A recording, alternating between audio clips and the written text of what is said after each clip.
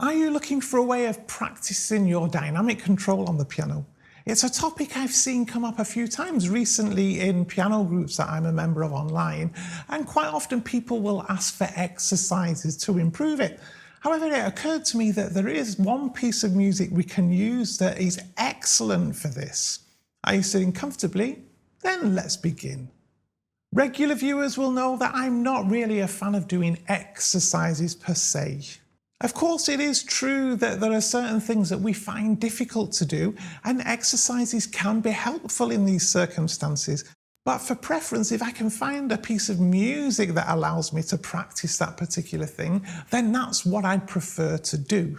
Today, the piece I'd like to recommend for practicing dynamics is actually Bach C Major Prelude. Now, you might think this is a bit of an odd choice because clearly it's not really that well known for lots of different dynamics. However, I'm going to recommend we use the version that was created for Gounod's Ave Maria. And this, of course, because it's the accompaniment to a song, it has widely varying dynamics. Before we jump further into it, let's just quickly mention the obvious differences. First, many may prefer to play the original prelude with little or no pedal. However, in this case, Sebald has marked pedal, so I think there's no issue with adopting that idea. Secondly, in Bach's original writing, the bass clef notes played by the left hand are written as a half note and a dotted eighth note tied to a quarter note. Sebald notates this simply as 2 16th notes. However, given the pedal is being used, the notation changes nothing to the sound. So if you're used to playing holding these left-hand notes, then there's no reason to change. Thirdly, there's one single additional measure inserted after measure 22 of the original prelude. Otherwise, this is pretty much note for note with the addition of a few measures of an introduction and a repeat. So if you've already learned this prelude, then the notes-wise, you're good to go. If not, then a side effect of using this version is that you'll have an excellent foundation for subsequently playing this as the original Bach prelude. Now let's have a look at the range of dynamics here. We have everything from a pianissimo to a forte. We have crescendos, diminuendos. However, to make things more interesting, we sometimes have a fairly short crescendo, and other times we're told to crescendo molto gradually over a number of measures. We have more abrupt changes from one dynamic to another, from forte to piano, for example. We equally have indications like più forte and tutta forza, so perhaps stopping somewhat short of an out-and-out fortissimo, but clearly we need to be producing a big sound here. In short, a great deal of dynamic range over a fairly straightforward pattern. Now I could say, go away and try practicing applying all of those dynamics. However, let's rather think about how we can alter the dynamics, and it isn't simply a case of playing louder. First, let's consider how our hands can assist us. Neuhaus purports that there are two basic variables we can use in terms of creating tone and volume. We have height and we have force. If we bring our hands onto the keys from a great height with a lot of force, then we create an extremely loud sound. However, here we're somewhat limited in terms of height.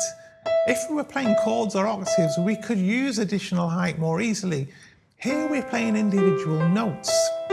If we try to create dynamics just with our fingers, we likely run into trouble using high fingers, as Hanon believed was necessary, and which is how he says we should practice his infamous exercises.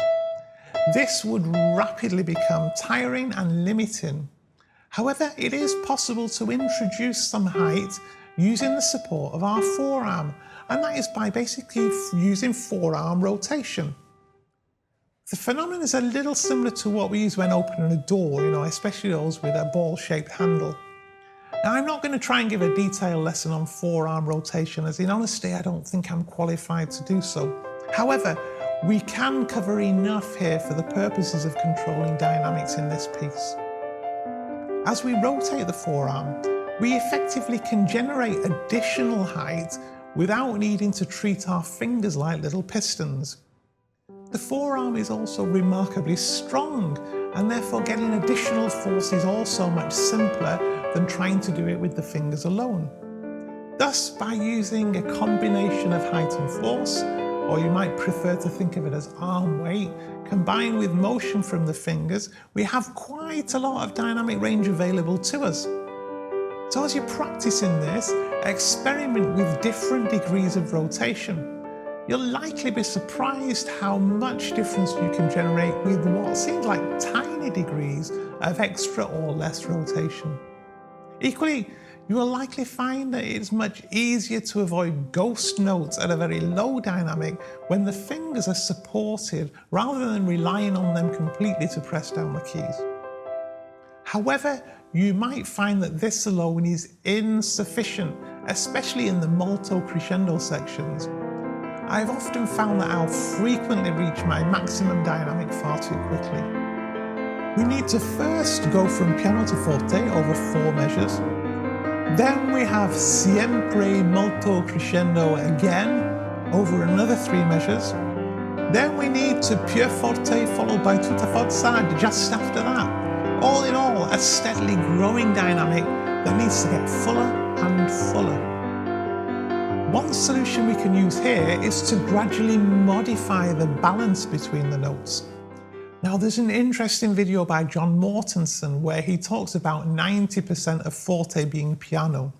And that's to say, if we play a big chord at forte, actually we don't want every note to be forte, else the note we want to voice would need to be much louder than forte, or we'd not hear it clearly.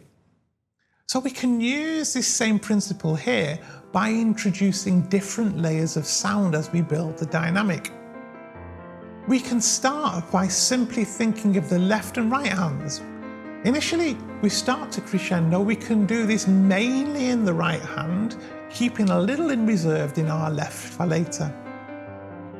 Then when we want to sempre molto crescendo, we can think about upping the volume in the left hand more. So the overall volume is getting louder, yet the right hand is still only forte. At the same time though, we still need to keep a little in reserve for tutta forza, which is our next climax dynamic. Practice doing this just over those measures, paying close attention to not running out of range too quickly, yet at the same time not starting to bang. Now the final string we have to our bow then is the pedal. The more pedal we use, the more resonance we have, and therefore effectively the more volume we generate. If we use partial pedal, so we don't depress the pedal all the way to the floor, we can limit the amount of resonance and therefore get slightly more pianissimo with less pedal, or slightly more forte with more pedal. This is more true if you're an acoustic instrument, as I believe only very high-end digital pianos allow for partial pedaling. So if you do have an acoustic, try this out for yourself. When you need to suddenly drop from forte to pianissimo, you can change the pedal. Only go for a partial pedal at the change. If you want to get really clever, notice that in some measures, we actually have the pianissimo coming in on the second beat of the measure, where the right hand begins to play. Here, we could first depress the pedal to the bottom, or near to the bottom, and then lift it carefully as the right hand enters. This will clear some of the left hand resonance of the lower notes as we bring in the right hand notes softly. Equally with the molto crescendo area, a good way of gradually building the crescendo is to progressively use deeper and deeper pedal with each change of pedal. Stephen Huff says he's identified 8 different levels of pedal, from fully up to fully down, and says it's possible to transition between each of them multiple times, even within the same measure.